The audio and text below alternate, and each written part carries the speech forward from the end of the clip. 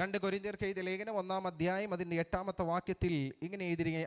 അവിടെ അപ്പോസ്തലൻ പറയാൻ, ഞങ്ങൾ മരിക്കുമെന്ന് ഉള്ളിൽ നിർണയിക്കേണ്ടി വന്നു, ഞങ്ങൾ ശക്തിക്ക് മീതെ അത്യന്തം ഭാരപ്പെട്ടു. അവിടെ അപ്പോസ്തലൻ ഉണ്ടായ അവസ്ഥകളെക്കുറിച്ച് അപ്പോസ്തലൻ പറയുകയാണ്, ഞങ്ങൾ മരിക്കുമെന്ന് ഉള്ളിൽ നിർണയിക്കേണ്ടി വന്നു, ഞങ്ങൾ ശക്തിക്ക് മീതെ അത്യന്തം ഭാരപ്പെട്ടു. ആ വിഷയങ്ങളിലെല്ലാം നമ്മൾ എന്ത് ചെയ്യണം? ദൈവത്തിൽ ആശ്രയിക്കുന്നവരാകണം.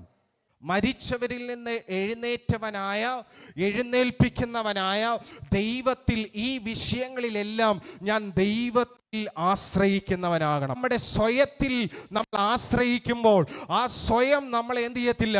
മുൻപോട്ട് പോകുവാൻ സമ്മതിക്കത്തില്ല. നമ്മൾക്ക് ഭാരം കൊണ്ടുവരും, പ്രയാസം കൊണ്ടുവരും. എന്നാൽ മരിച്ചവരെ ഉയർപ്പിക്കുന്നവനിൽ ഞാനും നിങ്ങളും ആശ്രയിക്കുന്നെങ്കിൽ ഈ വിഷയത്തിൻ്റെ അകത്ത് നിന്ന് നമുക്ക് വെളിയിൽ വരുവാൻ ഇടയായിത്തീരും. അപ്പോസ്തലൻ പറയുകയാണ്, ഇത്ര ഭയങ്കര മരണത്തിൽ നിന്ന് ദൈവം ഞങ്ങളെ വിടുവിച്ചു. ആമേൻ. ഇന്ന് പ്രിയരെ, ഞാനും നിങ്ങളും ആയിരിക്കുന്ന പ്രശ്നത്തിൽ, ഞാനും നിങ്ങളും ആയിരിക്കുന്ന പ്രയാസത്തിൽ നിന്ന് ഈ ദൈവം വിടുവിക്കുന്നവനാണെന്ന് പറയുവാൻ തക്കവണ്ണം ഈ നിന്ന് ദൈവം നമ്മളെ വെളിയിൽ കൊണ്ടുവരുവാനിടയായി തീരും. ഈ അവസ്ഥയിൽ, ഇന്ന് ഞാനും നിങ്ങളും ആയിരിക്കുന്ന അവസ്ഥയിൽ നിന്ന് ദൈവം നമ്മളെ വെളിയിൽ കൊണ്ടുവരും.